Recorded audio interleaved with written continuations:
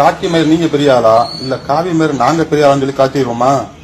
பாத்துக்குருவோமா? தமிழ்நாட்டுல மோதி பாத்துருவோமாடா? நண்பர்களே, இப்ப என்ன ஆயிருச்சுன்னா, பேரூர் அருகே காவல்துறையையும் தமிழக அரசையும் அவதூறாக பேசி ரீல்ஸ் வெளியிட்டதாக பாஜகவை சேர்ந்த சந்தான கிருஷ்ணன் என்பவரை காவல்துறையினர் கைது செய்துள்ளனர்.